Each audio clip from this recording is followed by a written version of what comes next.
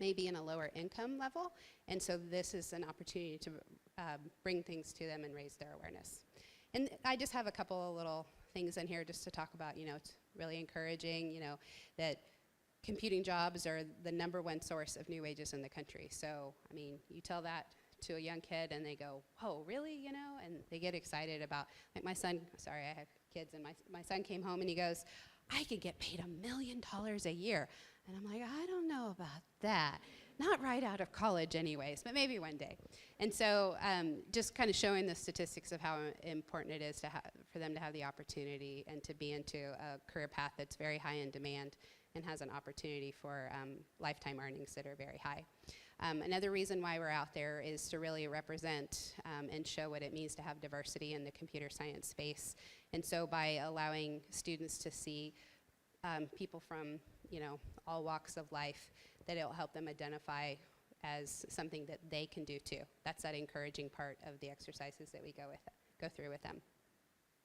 And so really at this point, I'll take any questions about the event, or if there's anybody here that did it last year, love for you guys to spread the word and say how fun and exciting it was. But the ACM group will have the sign up out there in your Slack so that you can pick the day and the time slot that works best for you. And USAA's part in it is we're just kind of helping be the glue and bring the connectivity to the school districts to help make this happen for the students. There's kids that have been doing this for years, and when they say you come back, I mean, they're just super excited. It's time to do it again. So I hope to see you guys out there and helping.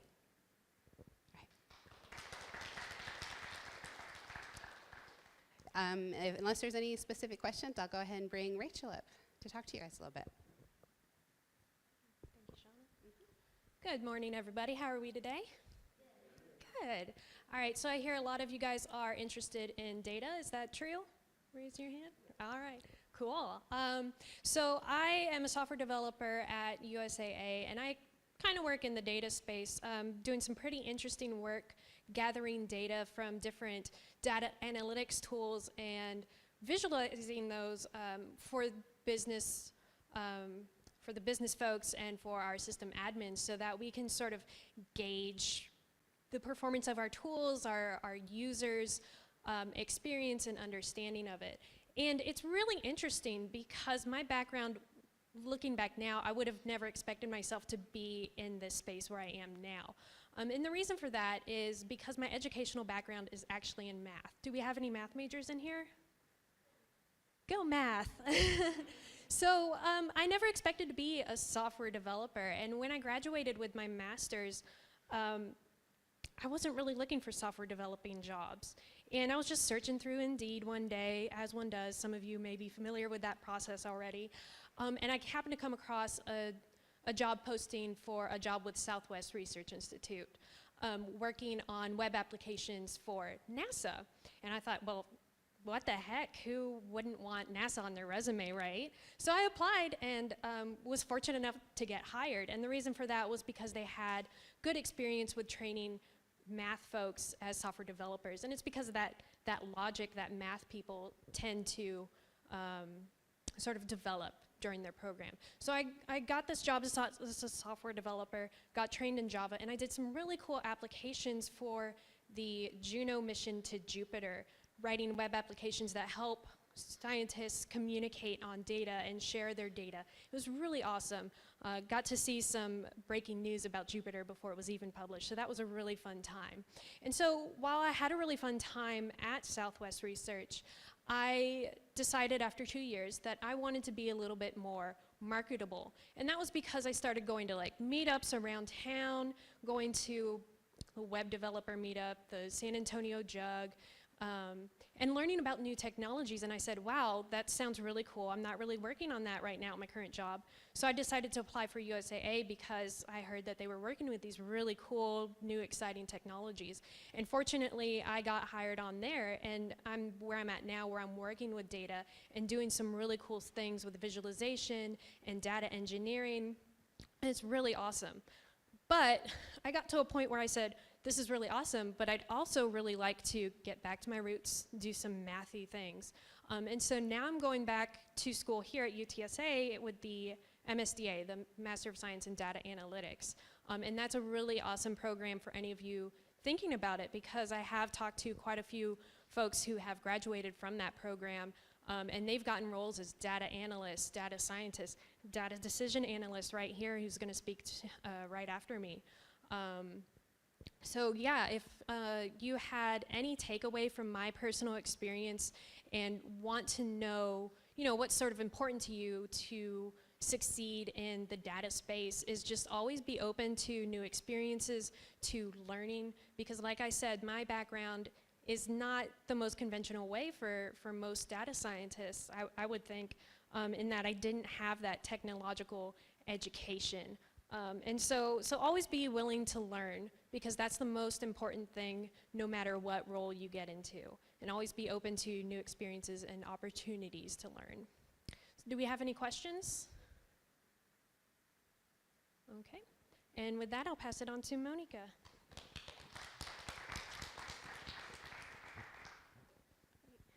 Hi everyone, my name is Monique.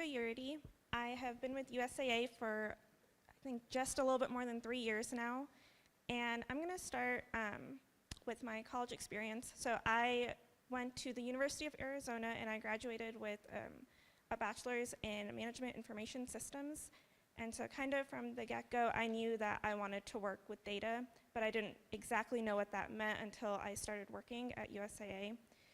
So when I started working at USAA, I was a software developer and integrator working on information governance, which is not the fanciest buzzword you'll hear, but it's an important one for sure. It's making sure that your data is clean, that it's good, and that it's trustworthy. And so when I got in, I didn't really know what tools that I would need to use, how my college experience really prepared me for being a full-time employee. And I think the best thing that I learned from my undergraduate degree is really how to learn and how to absorb new information and just get a basic understanding of data, of programming, so that when I did get a full-time position, I could learn from people who had 20 years of experience and really gain that industry experience as well. So when I was a software developer, I mainly worked with, the first part of my career was with reporting and seeing how the current state of data quality is in the enterprise and how we can improve. And then I transitioned into more of a big data role where I was doing, creating analytical environments in Hadoop to make sure that other people can see how their data is and how they can improve their data, and really making sure that everyone across the enterprise has access to information about their data quality. And then from there, I really wanted to learn more about data science and how to make that transition from being a software developer to a data scientist. And so like Rachel, I went to UTSA and I started my master's in data analytics. And I graduated last May. And so it's still kind of fresh out from my master's degree, but I'd say what it allowed me to do was transition from a purely technical role to one that kind of incorporates both the best of both worlds, from the technical aspect where I was doing purely coding to a more business aspect to where I could help the business make data-driven decisions. And so I became a decision science analyst, which is what I currently do. And what I focus on is making sure any decision that the business is going to make is not based off of a hunch or, I think this might be a good idea, but really make sure that the information that we're using is driving all of the decisions we make as a company. This, I think, is a really great transition into the data science space, because it's really focusing on using your technical skills in a way that's impactful to the business and understanding what the company really needs. And so from here, I'm just improving both my technical and my business acumen to finally become a data scientist. Does anyone have any questions? Sure.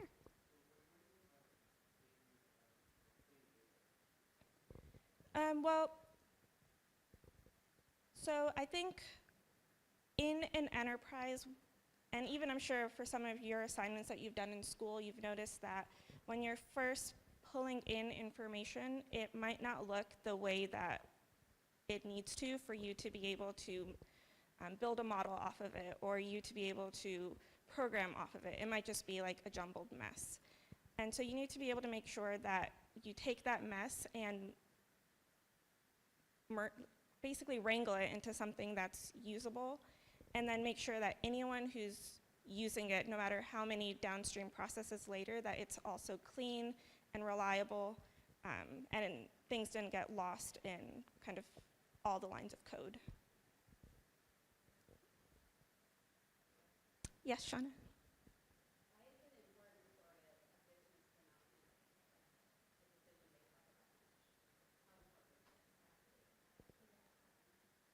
So yes, it does happen. Businesses do often make decisions without data, and it's a horrible, horrible thing when that happens, because sometimes your hunches are wrong. You might make an assumption, you've been in this space for 10 years, you think you know what the member is thinking, when really you're completely wrong. There might be some outside forces that are causing your membership to act a certain way, and you can't really make that distinction without looking at data. Yeah. Sure, yep.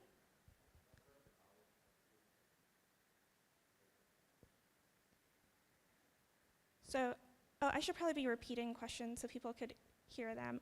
It was what sort of knowledge helped me make that transition from purely technical to a decision science analyst. So I would say the first thing is more of a soft skill than a technical skill, but just that willingness to really look past the technical aspect that you're building and try to understand why someone is asking you to do that. The biggest lesson that I have ever gotten in a very painful way was sometimes people ask for things without knowing that that's not what they want. And so when you actually take the time to understand the business problem, honestly, regardless of your role, taking that time to understand what the problem is going to make you, so much better than everyone else. That sounds bad, but it's going to really put you like one step above everyone else, is being able to understand what the problem is and incorporating that with your technical skills. And in terms of technical things, I think, just what you're learning in school, like basics of programming regardless of language, SQL, just things like that.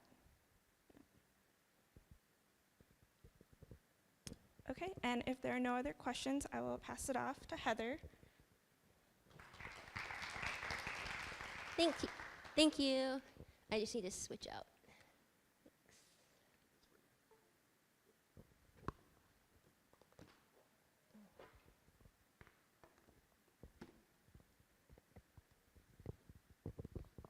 So, hi, I'm Heather Hernandez. I have been at USAA for 12 years now. I did computer science and a math minor at UTSA, so I'm very proud to see so many people here and to be back talking to you guys, because I feel like I got an incredibly strong foundation for my whole career through the courses and work they did here. Oh, sorry, spoiler alert. Okay, so I think we've already talked a little bit, so I'll introduce myself. So I have been at USAA for 12 years, and during that time I've gotten to have a lot of different roles. I even did the internship at USAA and really enjoyed it. The first 4 years of my career, I worked on a team called WebSphere, and basically we were in charge of administering the environment that all of our applications run on in dev, test, and prod. And so it's a little bit more than just a server admin, because we had to help people with the life cycle and deployment of their code. And then once that code is deployed, like you could write an application, but have you thought about 10,000 people are gonna all log on at 7 in the morning when they wanna check their bills, or on payday, they're all gonna go transfer money. And so as you start to build these enterprise applications, you also start to think of being able to scale. And so my team did a lot on helping those developers to troubleshoot their applications, to optimize the performance. And I love that team. I'll always say ops is tops. But one of the things that I think a good company does is it also encourages you to grow and to not get depth of experience, but also breadth.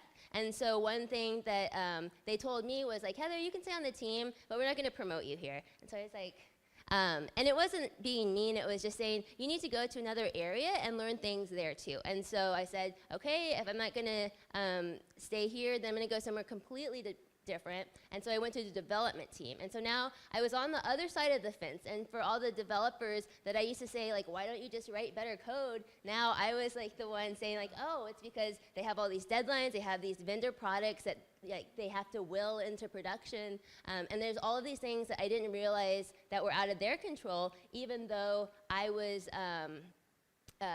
working with them every day too. And so I think as you think about what you want to do in the future, being open, like everyone has said, to just learning and taking opportunities has allowed me to really not have to apply for my next position, but I get pulled onto a team because they like working with me on this other project. And so just being open and keeping those relationships. But after doing that, I was pulled onto the innovation team, and so we really explore like what new capabilities and technology is out in the industry that we can leverage to build new products and services for our members. And so I really enjoyed being on that team too, because I got to specifically innovate around P&C, like insurance, and then our bank products. And while I was on that team, one of our bosses sent out an email one day and said, hey, anybody who wants to volunteer for this opportunity, USAA is partnering with Google, and we're going to send 6 people from USAA, 6 employees, to live in Sunnyvale, California, in Mountain View, and for 2 months go through Google's machine learning pipeline training, and then for 6 months after that, do a co-development. And so I'm so excited that Shauna invited me for this presentation, because I've been working on this project for 3 years, and only like 3 weeks ago were we allowed to like have a press release announcing our partnership. And so like this whole time I've just been so excited working on the coolest project and haven't been able to talk about it, tweet about it, or anything, so yay. I'm also excited too because one of my Google engineers on the project just happened to be in the office this week working with us, and so I brought her. And you can ask her questions too about working at Google, because it is pretty cool. If any company could compete with USAA, it's Google. So like the slide says, USAA and Google build vision models to detect auto damage. And so kind of like at a high level from my background, it definitely, like I had an ops background, like I definitely felt comfortable with servers, with Linux command lines. I feel sort of comfortable like, doing software development. But what I didn't realize was how much I didn't know about data, and that was very humbling to me throughout this project. And so I've been on the servers that are running the applications that are generating this data, but I never once thought, where does the data go? Like all of these insights, we want to personalize everything, it's got to be stored somewhere. And so throughout this project, I really learned a lot about data, and I'm going to share some of those insights with you too. But basically, so part of USAA is insurance, especially auto insurance. It's one of our biggest products, and because we care so much about our military members and their families, we want to make sure, like nobody goes into a car accident saying, oh, I want to take care of a claim. They want the claim to be resolved, and they want their money so they can go fix the vehicle and get on like with the real stuff that they care about.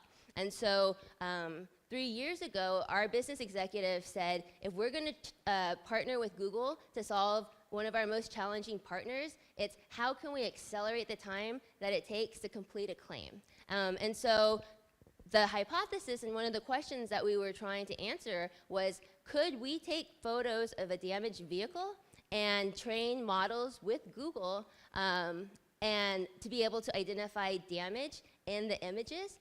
Because if I know that the bumper cover is damaged, then I could potentially send that to an estimate platform and have that pre-populated, and that estimate platform would say, hey, it's going to cost this much to repair, and I could eventually automate that whole process and issue payment just based on that picture. And so that's what I'm going to talk about. And I tend to jam a lot of words into my presentation, and so you guys feel free to call out, and I can pause right now if you have any questions so far. I know that we have a good amount of time, and so this is really for you guys, so we can take it wherever you want to go. Okay, so, and I probably should have led up to this slide. I don't know how many people are in data science or know who this person is, but this person is Jeff Dean, and they call him like the godfather of ML, and he's like a god at Google.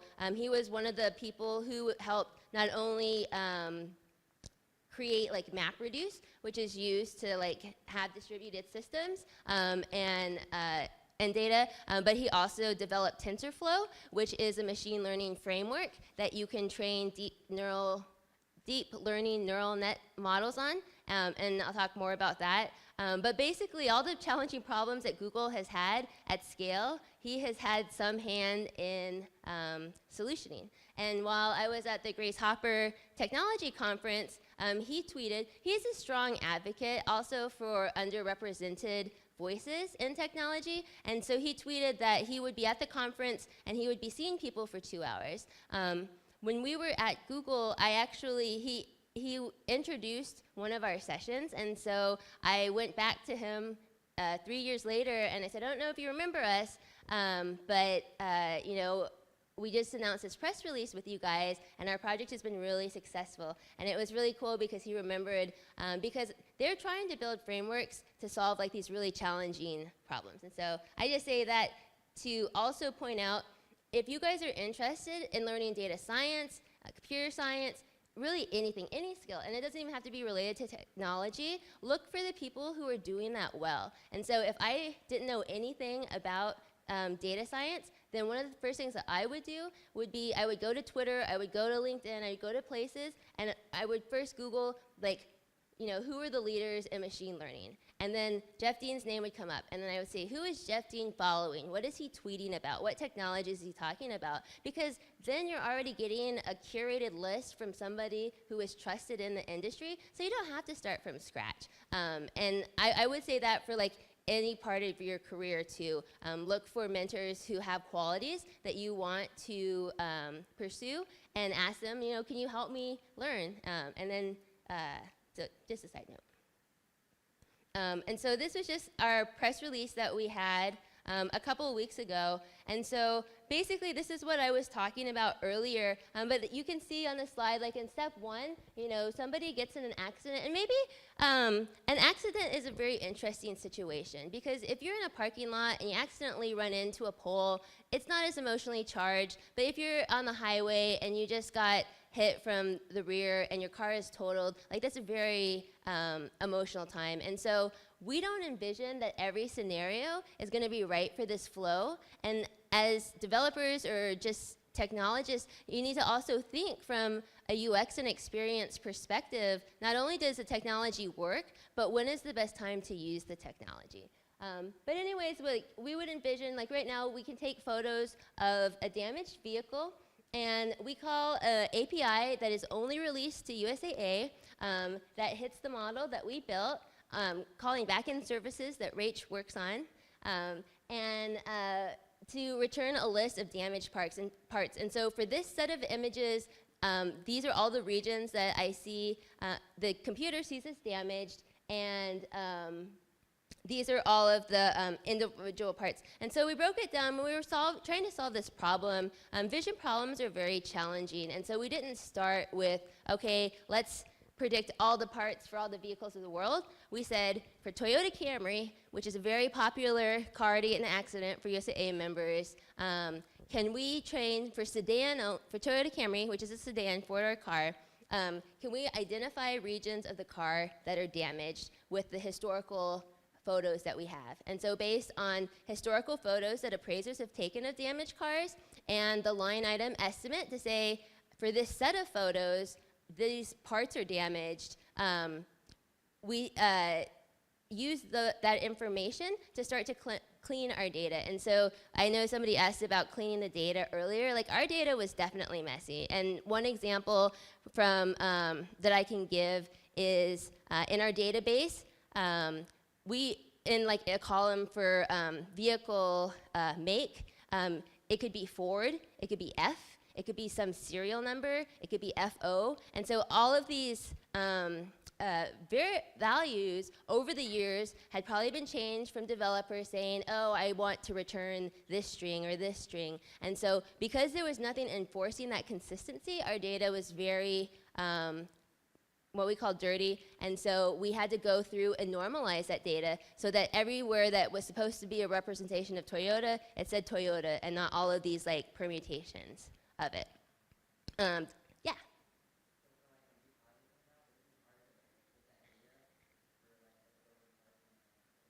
That's a great question. And so as new cars come out, it's not necessarily harder to get that information, but as the body style evolves, then the model might not recognize it because it's only seeing past body styles. And so if there was a major body style and all of a sudden this vehicle starts to get into accidents more, we would be able to track and measure the model is not performing well on these new images. So we probably need to retrain the model with new recent car images. That's a great question. And so the next challenge that we ran into, besides having the dirty data, was so we had millions of photos of damaged vehicles, and we knew for this set of images, like maybe 20 images, that front bumper, front left door was damaged, but we didn't know in which picture that damage had occurred. And so if you're not labeling or generating data that's associated with labels that a computer can interpret later on, like that's another thing that you need to think about. And so the way that we just captured a set of images, but we didn't say for this image the front door is damaged. And so a lot of people think like machine learning is just, and it is exciting, but a lot of it is not training the model, but it's getting the data ready so that the model can be trained. And so we had to have help, and we have labeled millions of images. Like, I physically have labeled thousands of images of damaged cars to say, for this image, like this region of the car is damaged. And once we knew that, then we could give to TensorFlow and to Google and say, okay, look at the pixel level, what are all the commonalities of pixel patterns? And then it could identify, okay, because I've seen 1,000 examples of front bumper being damaged at these different parts in the photo, now I start to see the pattern, and it can start to predict that part better. Yeah?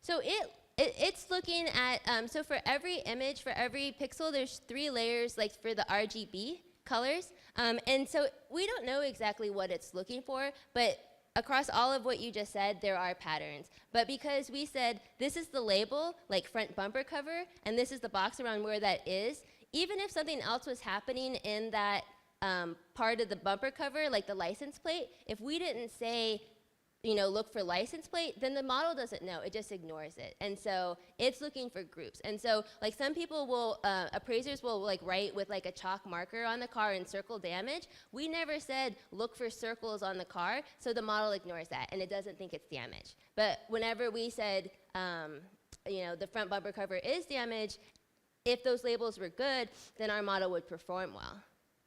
But what we found is that it's hard to manually label images, and so we experimented with not just having one person label an image, but 7 people labeling the same image. And if 5 of those people didn't all agree, then we would throw that image out. But what we found was that took forever, and so then we said, well, if 3 people look at the image and 2 of them agree, is that good enough? And it was only like 2% difference than if 7 people did it and agreed. So we said, okay, for this, we can have 3 people look at the images. But the image labeling was like the most important part and most challenging part. And so, like, whenever you log on to things, now they have those 9 blocks, and it's like, find all the cars. Like, everything that you're doing, like, people are having you label everywhere that you go. And so, now I just look at the world as, like, labeling. But that's a great question, too. But yeah, so, and then once we're able to predict that, then we need to be able to send that prediction out to an estimate platform. And so we're working with Mitchell to be able to say, okay, I have this new claim, I have this set of images, I called the Google model, the model said the front bumper cover is damaged, can you put that onto an estimate? And now we're in the field having appraisers review those estimates so that we can verify, yes, the model is doing well, or no, it's not. And so that's kind of the slides that I have for my project, and I'm happy to talk about it more. But the next couple of slides is just kind of like how to get started, what is data science. And so I would say data science or machine learning or artificial intelligence, people kind of think of it as like glitter or a unicorn, but it's really, it's not just one thing. It's the experience of having like traditional software development, computer science, math and statistics, traditional research, but the really important one is subject matter expertise. Because we could solve any problem, right? But we want to solve the right problem. And the subject matter expertise is going to say, this is the problem that you're trying to solve. It hasn't been solved in any other way. And this is how I measure the success of that. And so for us, we can measure, our challenging problem was it takes a long time for a claim to be completed. Somebody has to go out in the field, they have to take pictures, write up the estimate, and then issue payment. And that's time that we wanted to accelerate. And so one of our measurements is it faster for the appraiser? Can the appraiser do more appraisals a day? Can we issue payment faster? And things like that. And so we're going to look at measuring that. And so this is just things that I've learned over the couple of years. And what are good machine learning efforts? Sometimes it's just making small, repetitive decisions. And so, you know, something that is not always changing. And so, like, if a doctor is looking at x-rays and they're always looking for, like, these lung patterns or, you know, different issues or breakage, you know, that's going to be consistent. And so then you can start to build labeled images with that, those issues, and train models on that. But a model doesn't have to be like a deep learning neural net that you built with Google. Like it could be like, I want to predict how long people are going to live. And that could just be like a linear equation like y equals mx plus b. And then you're just like using the data that you have to. And so I think when we talk machine learning now, we think, oh, it's like this really exotic stuff. But there's a lot of models in between. And so I would encourage you to look at those algorithms too. And so dedicated business me with knowledge of the problem and data. And so for us, this was huge because when I started this project, like I had a healthy understanding of cars, but I was not a part SME. And so we needed to bring in people who could say, okay, you, a person who can see and has industry expertise, do you see that the front bumper is damaged in this photo? Because if they can't see that damage, then we can't expect a model to predict that damage. If they can't see engine is damaged because the hood is closed, then we could never tell a model, yes, like with confidence, the engine is also damaged. And so we used our business me to be able to ask questions and say, for this set of images, you know, do you see this type of damage? And from that expertise, we would write instructions so that our labelers would know this is how you should be labeling these images. You should ignore the image if you can't see this part. If the part is this crushed, then this other part probably is damaged too.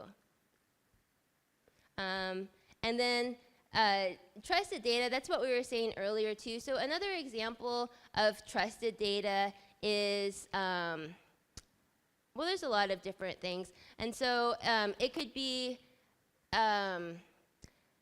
what if the person is, I'm trying to think of a good example for trusted data. So who entered the data? Because if I'm looking at an estimate and the appraiser wrote that then I would say, okay, I can use that to help train my model. But if the member created the claim and said, yeah, I think like all of these different parts are damaged, I wouldn't trust that damage as much as I would the historical data from the appraiser, because one has expertise knowledge and one is just like guessing. And so when you think about trusted data, you also want to know, where is the data coming from? Is that a reliable source? Positive and negative examples of the data. So this was interesting too. So one of the examples that they used in our class was if you wanted to predict different like patterns of, or if you wanted to predict clouds. And so they said, okay, here's examples of clouds. And you think, okay, I know what a cloud is. It's easy to label. But then they said, well, would you think that this is a cloud? And it was a picture of a sheep. And the sheep looks like the cloud outline sometimes. And so you would say no. And so you have requirements around that.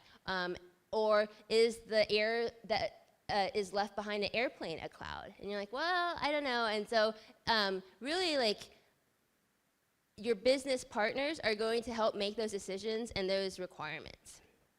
And then historical and future data of similar populations. And so, like, let's say that we're personalizing a Christmas buying experience. When you think about, like, the different populations, you want to make sure that you have a diverse data set. You don't want to just see historical buying patterns of, like, just Gen X, because you would want to be able to look across different age ranges. And so when you think about, like, the data sets that you're building, you think, okay, am I only training models on cars that were damaged in Texas? And the damage in Texas is different than the salt damage that they get in New England, or the sand damage that they get in Arizona.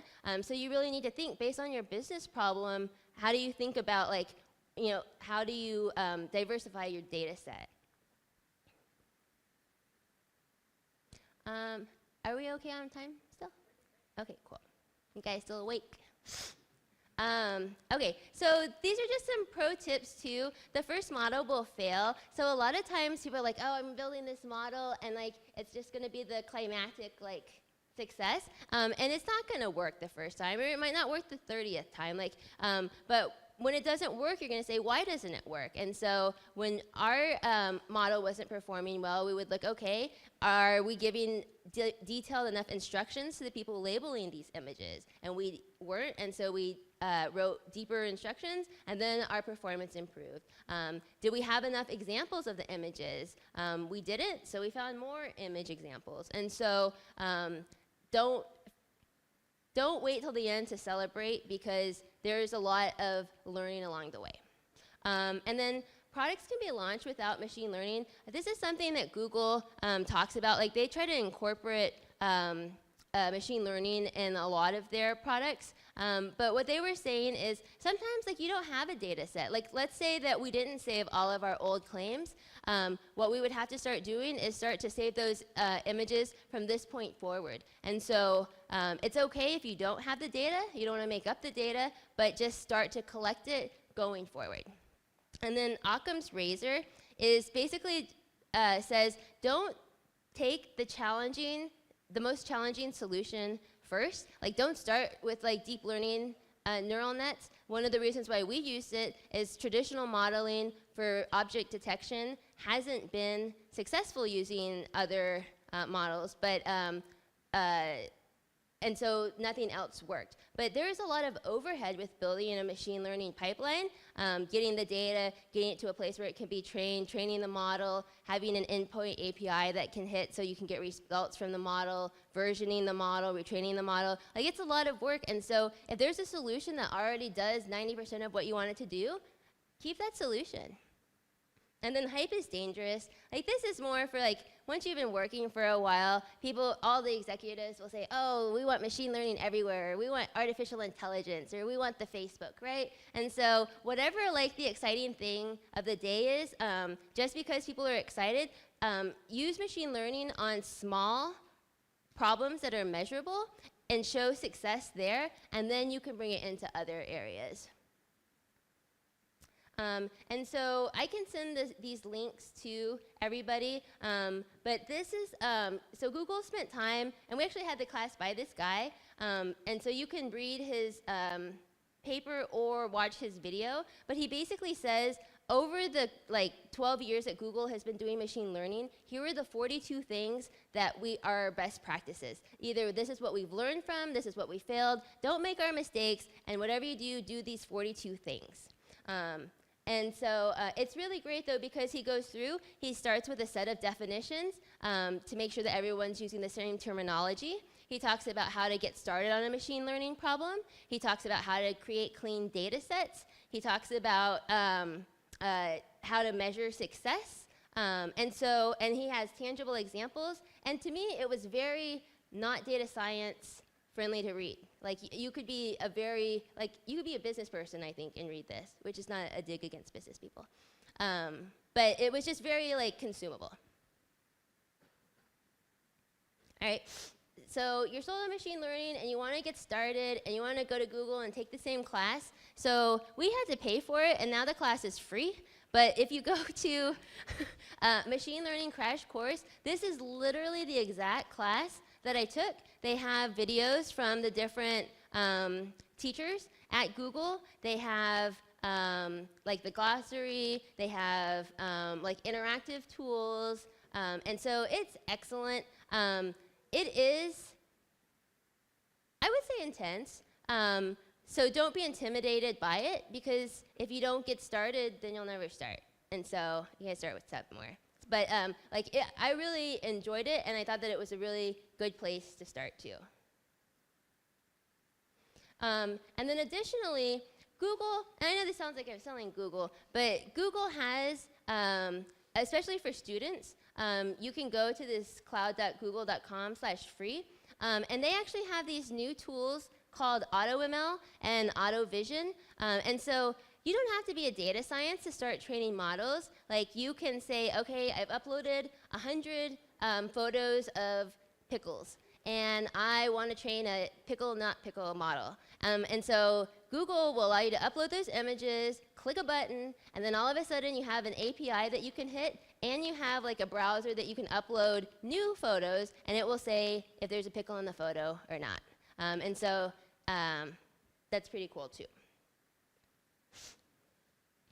And I think that that's all of my slides. I think somebody else or other people asked too, what else can I do to get started in data science? Before I went to this program to brush up, Andrew, how do you pronounce his last name?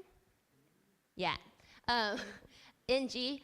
Has a series of videos on YouTube and Coursera and Udacity, but even on YouTube, he has 6 videos on linear algebra and machine learning, and it says you learn linear algebra and it helps you brush up on it, and it said this is how it applies to machine learning.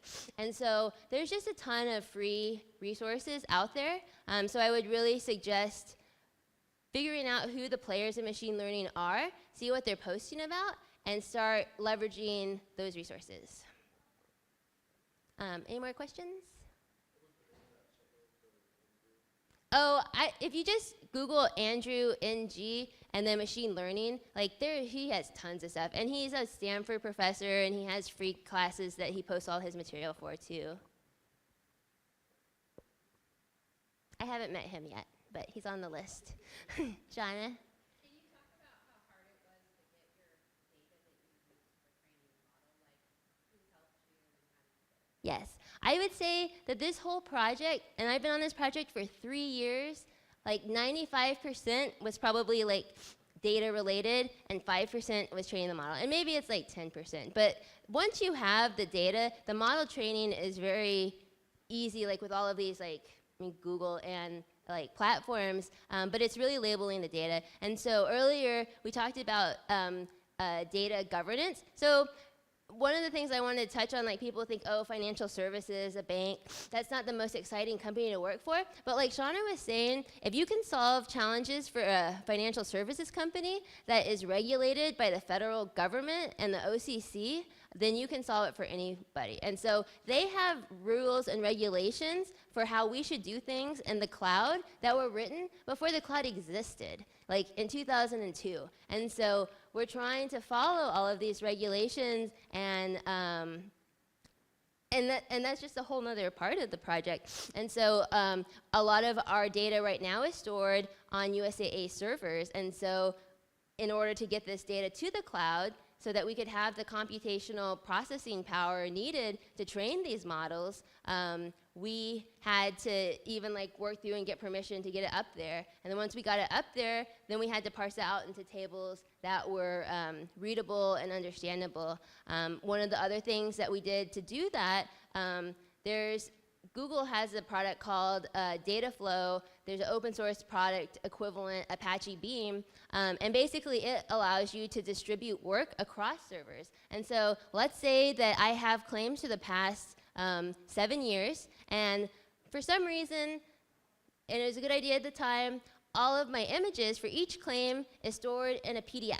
And so I can't even label the image because it's in a PDF that I can't like put any annotation around yet. And so I need to extract 100 million images from like 14 million PDFs. And if I did that on my servers on USAA, like that would take like, I think it was like 5,500 CPU hours. And we did it like in a day and a half across like 48 servers, or like 1,000 servers. And so that's just one example, is that like, I think when you look at like some of like the data competitions or data projects, they say, here is your data set, it's already labeled and it's ready for you to use, go machine learn. But in the real world, you don't have that yet. And so even before you find where the data is stored, you have to know like, what data do I even need? Because for our project, like I don't need to know policy information about the member. I don't need to know like anything about the member, because it really just matters about the car damage and the pictures. And so we were able to not put out data because we had those requirements too. Any other questions? Yeah.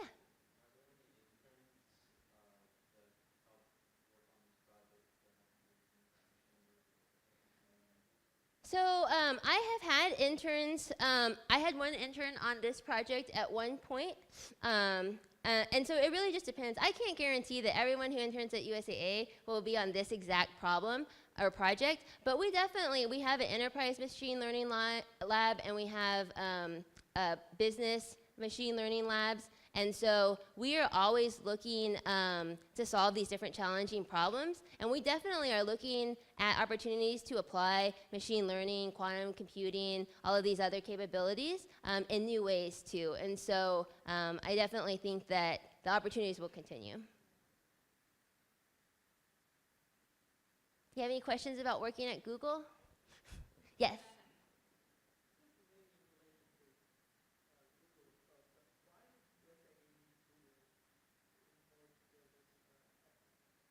So I think that if you think about, one of the things that we've thought a lot about is that the rate of technology improving and changing is just exponentially growing. You know, like before, like you might have a couple decades before, from like when the telephone came to like when a cell phone came, or even like when a computer came. And now we have like months or a much shorter time.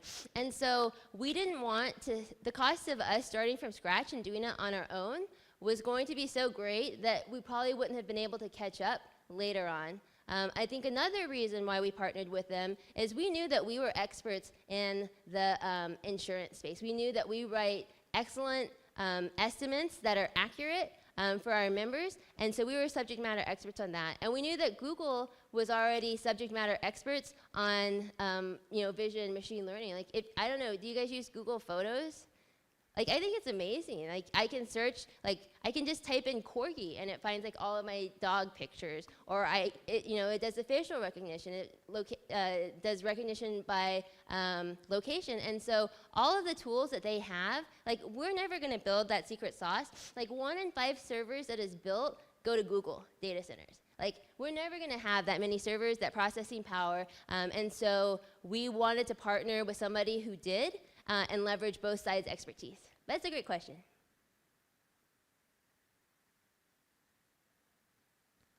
Yeah. No charge.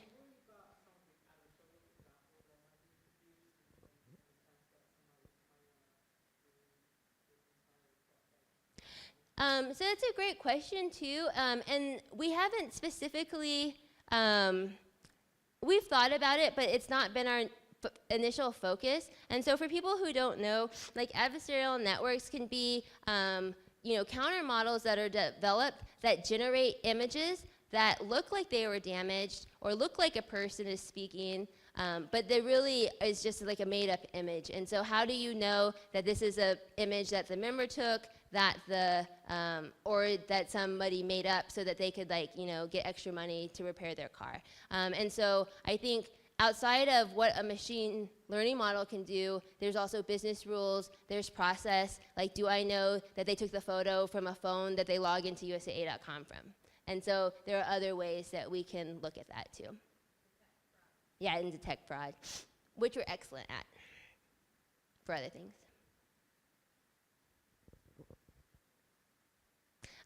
And then just because my husband said to, he also works at USAA and he works in cybersecurity. And so if you guys are interested in cybersecurity, another reason why you should look at financial services companies is because they're protecting people's money. They're protecting important generals or movie stars data, and so everybody in the world is trying to access that. And so financial services companies have to partner with we partner with the FBI, NSA, CIA to be able to have these consortiums and detect fraud and ensure security. And so as you're looking for jobs in the future, you might not think, oh, cybersecurity, a bank, but it's definitely a great place.